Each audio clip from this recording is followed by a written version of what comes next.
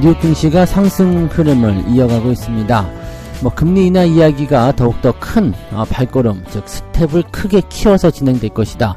내년에 금리를 6번 인하할 것이라는 얘기도 있습니다. 네, 그런 얘기도 나오고 있고요. 소매 판매가 예상을 깨고 훨씬 더 증가했다는 얘기도 있습니다. 소매 판매가 증가했다는 것은 소비의 증가, 기업들의 실적 증가로 이어질 수가 있죠. 경기가 좋아질 수 있다라는 기대감이 커질 수 있는 가운데 금리 인하에 대한 스텝이 커진다라는 것은 시장에 더 많은 기대감을 줄 수 있는 내용이 좀 되겠습니다. 기술주들에게는 파티의 시간이다, 이렇게 불릴 수도 있을 것 같은데요. 자, 이 부분도 같이 알아보도록 하고요. 서학개미들이 고배당 관련주로 해가지고 많이 산 주식이 있습니다. SCHD 이름 많이 들어보셨죠? 자, 이쪽에 대한 배당 성장률이 썩 신통치 않다라는 얘기가 나오고 있습니다. 배당주들 같은 경우는 꼭 따져봐야 되는 것이 이제 배당 성장률, 또 배당 수익률 이런 것들인데요. 약간 용어가 헷갈릴 수 있습니다. 이 부분들 어떤 식으로 봐야 되는지, 왜 이렇게 된 것인지 알아보도록 하고요. 무한 메모리라는 차세대 또 신기술에 대한 테마가 나오고 있다고 합니다. HBM이 주목을 받다 보니까 이 메모리 관련한 부분에서 테마가 계속 나오는 것 같긴 합니다. CXL이라는 게 나왔습니다. 네, 무한정으로 메모리를 확장할 수 있다, 이런 상황으로 이렇게 얘기가 나오고 있는데, 자, 이게 정말 실현화 된다면 대단한 신기술이 될 것 같긴 하죠. 근데 이게 놀라운 게 이미 진행이 되고 있어요. 그래서 이 부분들이 과연 어떤 테마를 또 형성하고 있는지 알아보도록 하겠습니다.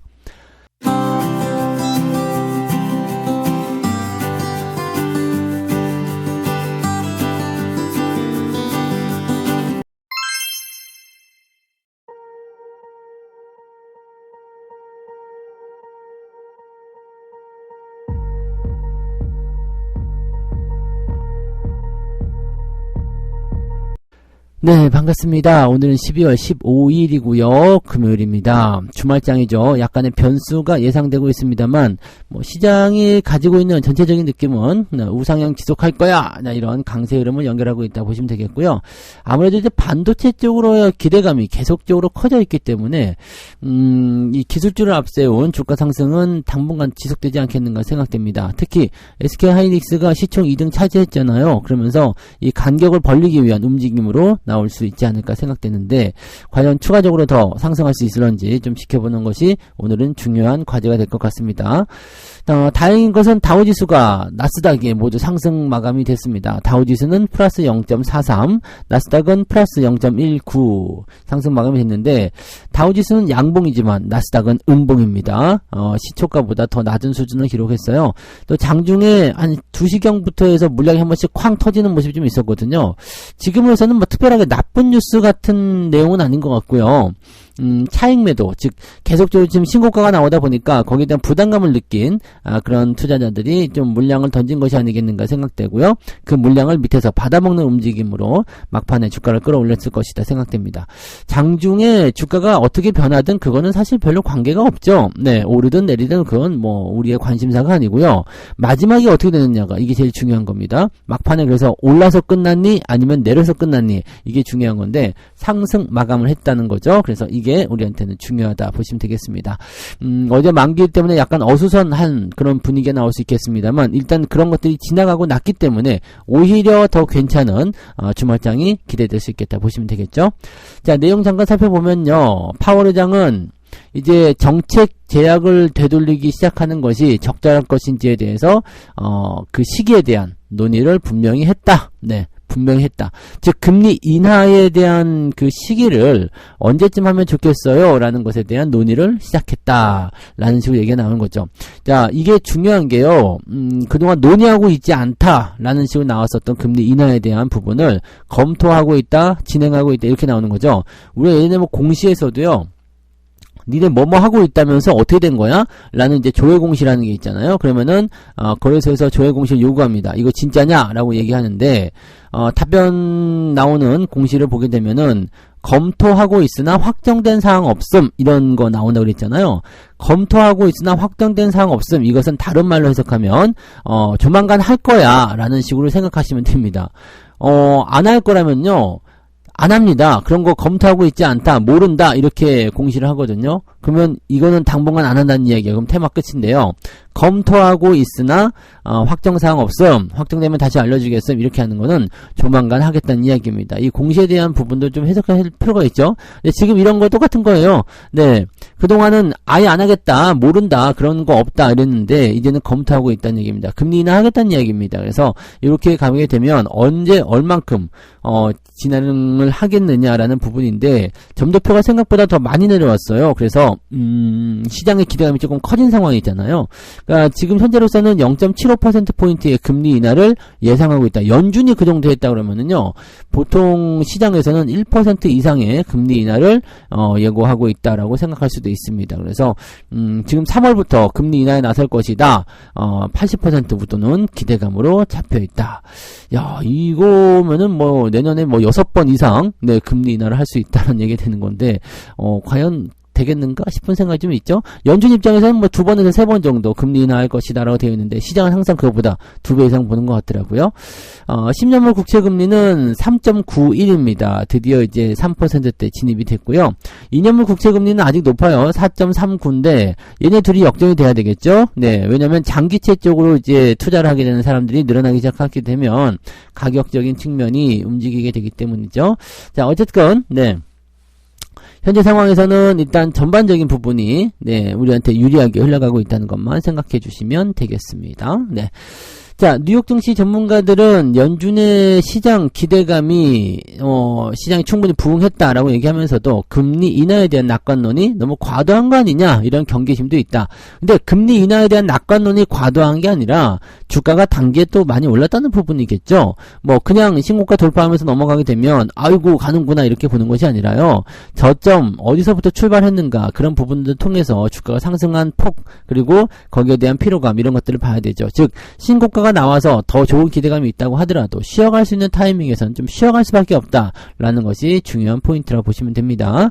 지난 며칠간 주가가 확실히 크게 반등했다. 그래서 일시적으로 랠리가 중단이 되더라도 놀랄 일이 아니다. 하지만 산타 랠리가 시작되는 것에 대한 것은 당연하다고 생각한다. 이런 것들이죠. 네, 산타 랠리는 지속될 것이고, 일단은 랠리는 네, 뭐 잠깐 쉬었다 갈 수 있는 상황이 될 수 있다, 이렇게 되어 있습니다. 근데 산타 랠리로 딱 보셔야 될 것이 아니라요, 이제 다음 주간이 이제 큰 이벤트가 끝나고 기대감을 모으는 주간이기 때문에 산타 랠리가 나올 수 있는 시점으로 볼 수가 있는데, 이 다음 주 일주일 동안은 배당주들이라든지 이런 쪽에서 기대감이 좀 생길 수 있어요. 그리고 중요한 거는 이제 배당락이 지나고 나서 나타나는 1월 효과죠. 1월 달에 기대감을 가지고 쫙 치고 올라갈 수 있는 상황. 왜냐면 올해 같은 경우는 굉장히 좀 피곤한 한 해라고 볼 수 있는데요, 내년도에는 기대감이 굉장히 크잖아요. 그래서 1월 달부터 막 치고 넘어가는 모습이 나타날 수가 있습니다. 이게 상당히 의미가 있다고 보셔야 되기 때문에요, 이 부분들을 우리가 좀 체크하고 가시면 됩니다. 그래서 우리는 배당락에 대한 부분만 조금 조심하셨다가요, 1월 달에 이제 배당락 끝나고 본격적인 1월 효과가 나타나기 시작하는 그 시점, 아마 그때도 1월 만기일 지나고 나서부터가 아닐까 생각하는데요, 1월 한 중반 정도부터 네, 차근차근 준비해 나가시면 내년도에 기대감을 높일 수 있는 투자를 하실 수 있을 거라 생각합니다. 지금은 뭐 내년 말에 금리가 이제 뭐 3%까지도 갈 수 있다, 뭐 이런 얘기가 있는데 이거는 조금 네, 애매한 것 같고요. 네, 근데 6번 이 금리 인하가 되면 가능하기도 하거든요. 근데 연준 입장에서는 이 정도까지 금리를 단박에 내리게 되면 또다시 부담감이 생기거든요. 그러니까 이 정도는 아닐 것 같고 4%대 네, 초중반까지는 좀 내려갈 수 있지 않을까라는 생각도 좀 해봅니다. 1% 정도 네, 내려갈 수도 있지 않을까. 한 4번까지도 우리가 해볼 수는 있을 것 같다. 그 정도까지만 한번 보자고요. 네. 자, 그 다음에 두 번째 이야기로 한번 넘어가 보도록 하고요. 네, 연평균 10%라더니 이게 뭔 일이요? 이런 식으로 얘기 나온 거죠. SCHD 배당 성장률이 높다, 그래가지고 사람들이 많이 투자한 부분이다라고 되어 있는데, 자, SCHD의 올해 4분기 배당금이 주당 0.7423달러라고 나왔다.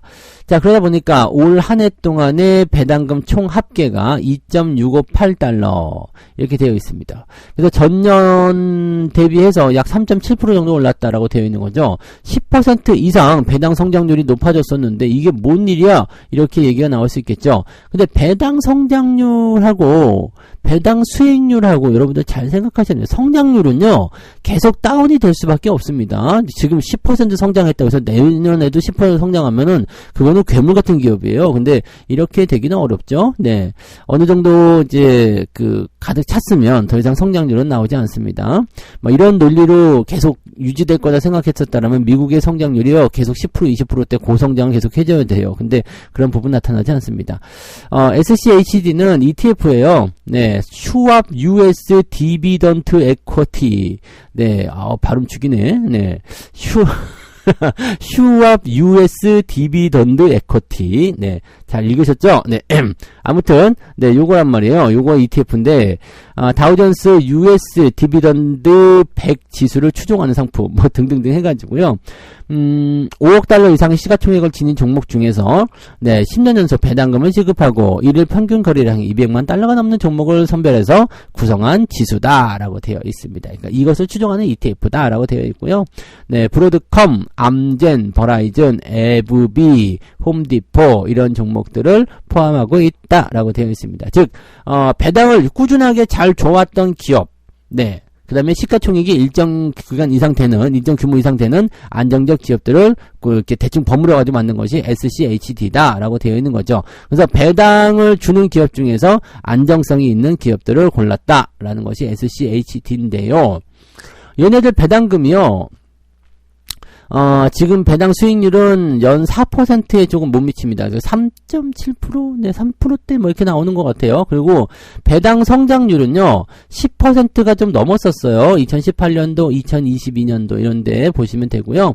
그 다음에 2013년부터 2022년도까지만 보더라도 배당 성장률은 12.28%라고 되어 있습니다. 그래서, 이 배당 성장률이 계속해서 늘어나고 있다는 것은 배당금이 계속 늘어나고 있다는 얘기입니다. 배당금이 늘어나고 있기 때문에, 와우, 대박! 엄청나게 돈을 많이 벌겠구나. 배당 성장률 12%? 그렇다면 12% 배당 받는 거 아니야? 천만의 말씀이죠. 네. 아까 전에 말씀드렸듯이 배당 수익률은 3%대다. 그러니까 3%대 배당을 받는 거예요. 그냥 여러분들. 3%대 배당을 받는 거라고 보시면 됩니다. 다만, 이 배당 성장률이 좋아지는 것은 어떤 의미가 있느냐? 시간이 지나면 내가 주식을 싸게 샀을 때 이 배당 성장률이 높은 기업들은 점점점 나의 배당금이 높아진다는 얘기입니다. 근데 그 시점 가격대 대비로 봤을 때는, 네, 주가가, 네, 계속해서 올라가기 때문에 배당 수익률은, 네, 매년, 네, 그냥 3%대로 고정이다라고 보셔야 되는 거죠. 그래서 이거는 가격을 얼마나 싸게 사느냐가 제일 중요한 겁니다. 네.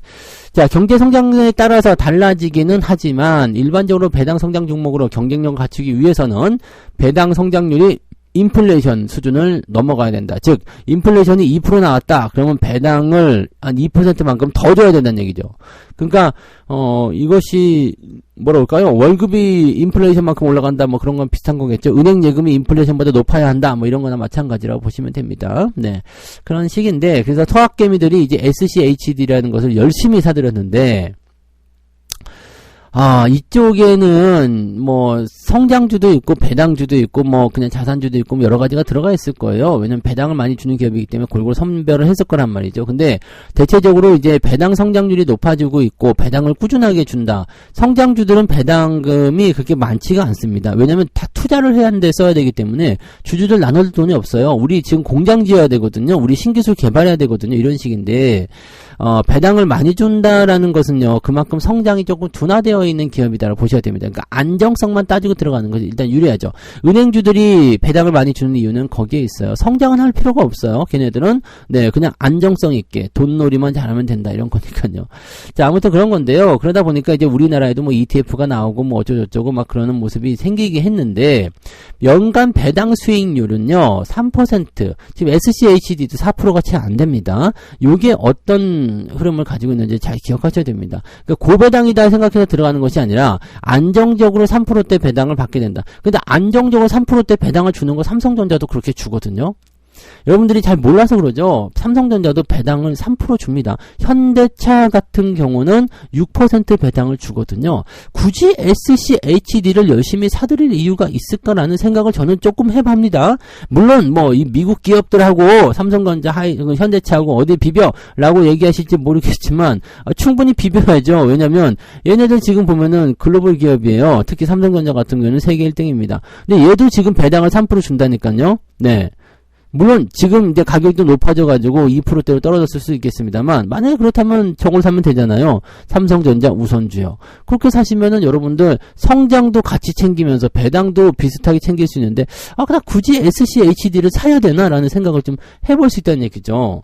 그럼 뭐 미국이라서 그런 건지 모르겠습니다만 이거 그렇게까지 매력적이지 않습니다. 그리고 뭐 은행주를 사시더라도 마찬가지예요.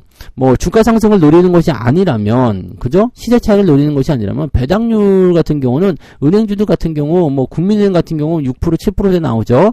네, 기업은행 10% 넘게 나오잖아요. 이런 기업들 세고 셌는데 굳이 여기다가 라는 생각을 하고 있습니다. 글쎄요. 이 배당 성장률을 잘못 아시고 하는 것 아닌가 생각되는데 배당 성장률 10%, 20%, 100%가 나온다고 하더라도 여러분들 배당 수익률이 이렇게 4% 미만이면 별로 그다지? 네. 원래 우리나라에서도 4% 이상만 고배당주로 치거든요. 지금 3%대 배당 나온다는 것은 네, 글쎄요. 그 고배당주로 칠 수 있을까요? 라는 생각을 해보셔야 될 것 같습니다. 물론 가격이 쌌던 시절에 매수하신 분들은 배당률이 조금 더 높겠죠? 네. 그런 부분들의 차이는 당연히 있습니다만 요거 잘 따져보시고 하시기 바랍니다. 배당 성장률, 수익률, 그 다음에 내가 얼마에 샀는지 아시겠죠? 이 부분 굉장히 중요한 거니까 잘 체크하시고요. 자, 세 번째 이야기 넘어갑니다. 삼성도 뛰어든 무한 확장 메모리. 네. 그 덕에 하이닉스의 시총이 100조를 찍었다. 이 무한 확장 메모리는 HBM하고 좀 다른 거예요. 네, 이건 CXL이라는 건데요. 이게 원래부터 있었던 기술이에요. 네, 뭐 작년에 있었던가요? 뭐 하여튼 네, 이 HBM이 떠오르기 전에 있었던 부분이고요. 이 CXL이라는 것은요, 이 HBM 열풍에 이어서 뒤늦게 나왔다라고 되어 있는 부분이긴 한데, 물론 이것도 해야 되는 기술 중에 하나입니다. 근데 CXL은 메모리가 아닙니다. HBM은 메모리예요. 메모리인데 CXL은 메모리가 아니라 메모리 인터페이스 기술이라고 보시면 됩니다. 물론 이제 이 CXL에 들어가는 D램을 만들어내야 되는 상황이 있죠. 그래서 CXL D램이라는 게 있어요. 삼성전자가 이것을 만들어가지고 뭐 이렇쿵 저렇쿵. 네, 하이닉스는 작년부터 CXL 개발에 먼저 뛰어들었다라고 되어 있습니다. 그래서 이 CXL 2.0 메모리 선보였다 뭐 이런 것도 있죠. 요것도 이제 지금 시작 단계이기 때문에 앞으로 더 커져야 되고요. 제가 보기에는 충분히 경쟁성은 있어 보여요. 이 CXL 그 메모리를 하는 그 상황을 보게 되시면요. 약간 뭐라 그러죠? SSD 혹시 하드 아시나요? 잘 모르시겠으면은 가상이 아니죠. 그 외장 하드. 그 정도 되어 있는 거. 뭐 핸드폰 한 절반만한 크기인가요? 뭐 하여튼 그런 정도의 뭐 케이스라 봐야 되나요? 케이스가 있고요. 거기다가 이제 D램을 장착하는 그런 형태입니다. 그러니까 그동안은 이제 그 보드에다가 갖다 붙였잖아요. 갖다 꼽고 막 이런 형태의 D램이었다라면 이제는 슬롯에다 갖다 꼽는 형태입니다. 이게 뭐 그 사타라든지 이런 식으로 컴퓨터에다가 연결되는 그런 형태로 만들어지게 되거든요. 그러면은 이게 특정한 그 포지션에다만 넣어야 됐었기 때문에 뭐 D램 반도체가 뭐 하나만 꽂힌다, 두 개만 꽂힌다, 뭐 8기가다, 16기가다, 뭐 이런 식으로 32기가다 이런 식으로 메모리가 확장됐었고 슬롯의 크기 그 개수에 따라서 더 이상 확장이 불가능하다 이런 것도 있었는데요. 지금 이 CXL 기술을 쓰게 되면은요, 무한 확장이 가능합니다. 뭐 이런 상은 무한 확장이에요. 이렇게 그 슬롯을 쓰는 것이 아니라 하나의 뭐라고 그럴까요? 이게 뭘 쓴다고 해야 될까요? 이거 뭐 하나의 어떤 그 꼽히는 그거 있잖아요. 그걸 뭐라고 그러죠? 네. 그것도 슬롯이라고 하나요? 하여튼 뭐 그것을 쓰게 되는 거예요. 근데 하드디스크처럼 생긴 거를 이 D램 반도체를 사용한다라는 식으로 되는 거거든요. 이게 어떻게 보면 굉장히 멋진 기술이긴 한데 여기서 이제 우리가 주목할 게 있습니다. 이 CXL이라는 것에 대한 부분을 먼저 좀 보시면 중앙 처리 장치 CPU, 그 다음에 GPU, 그리고 메모리, 이런 것들을 다른 부품들과 연결하는 통신 방식인 인터페이스, 요런 보시면 돼요. 인터페이스. 이 CXL이라는 것은 메모리가 아니라요, 메모리들을, 그러니까 필요한 곳에다 적재적소로 연결시켜주는 약간의 뭐라 그럴까요? 중매 할머니, 매파 같은 역할이죠. 야, 너는 절로 가서 쟤랑 놀아. 야, 너는 절로 가서 쟤랑 놀아. 이런 거 있죠? 네. 약간 소개팅 앱 같은 그런 거예요. 네. 그래서, 나 지금 외로워요. 그러면은, 이쪽 D램이 비었으니까 가서 놀아. 이런 식으로 하는 것이 CXL이고요. 요거의 장점이 이제 꼭 이렇게 연결되어 있었던 그런 메모리만 사용할 수밖에 없었던 그런 상황에서 이제는 그냥 뭐라 그럴까요? 막 서로 막 믹싱해서 매칭을 시켜준다. 이런 쪽으로 보시면 되는 겁니다. 그래서 엄청난 확장성이 있기 때문에 이 부분이 이제 긍정적이긴 합니다. 다만 이제 CXL은 기존의 D램을 쓸 수가 없어요. 네, 이게 무슨 얘기냐면 기존의 D램 소켓이 이렇게 박혀 있고 요즘에는 뭐 다른 개념으로도 뭐 온보드 이런 것들 나오고 있지만은 아무튼 이런 부분들이 네, 사용이 되지 않습니다. CXL이라는 것을 앞에 달아줘야 돼요. 그러니까 이렇게 뭐라고 할까요? 큰 하드디스크나 이런 것처럼 생겨가지고요. 그 앞에 CXL이 달려 있어요. 그리고 그 뒤에 CXL 전용 메모리를 갖다 붙이는 겁니다. 그래서 이걸 한꺼번에 다 패키징으로 만들어가지고 딱 내놓은 게 CXL 메모리 이렇게 받아들이시면 됩니다. CXL D램이다. 근데 뭐 HBM의 수주가 폭증하거나 뭐 등등의 여러 가지 메모리 수요가 늘어나고 있는 상태이기 때문에 요거를 하게 된다라면은 굉장히 큰 규모의 메모리를 쓸 수 있겠죠. 그러니까 지금 여러분들이 32기가다 엄청나다 이렇게 생각할 것이 아니라요. 이렇게 하게 되면요 500기가 네. 물론 예상으로는 더 크게 나올 수도 있습니다. 500기가 램을 사용할 수 있다. 500기가요. 네, 32기가가 아니라 500기가요. 500기가를 사용하는, 이거 뭐 생각만 해도 거품이 나오는 얘기잖아요. 그러니까 엄청난 그런 램, 메모리를, 네, 만들어낼 수 있다는 얘기가 되는 겁니다. 그래서 이게 만들어지면 대단히 큰 부분이긴 한데, 아무튼 중요한 거는요, 삼성전자 하이닉스가 여기에서도 수혜가 됩니다. 네, 물론 뭐 다른 것들 막 얘기하고 있죠. 뭐 이렇게 패키징 업체라든지 이것들 만들어낼 수 있겠습니다만, CXL D램이고, HBM이고, 다 그냥 반도체 이 메모리를 만들어내는 회사가 일단은 원탑입니다. 그래서 삼성전자 하이닉스가 거기에 또 수혜가 되는 거고요. 관련되어 있는 소부장 기업들이 이제 연결된다. 근데 지금 당장 이 CXL 기술을 사용한 부분들로 확장될 것 같지는 않아요. 아직은 HBM에 대한 부분들이 확장세를 보이고 있기 때문에 이걸 먼저 보시고요.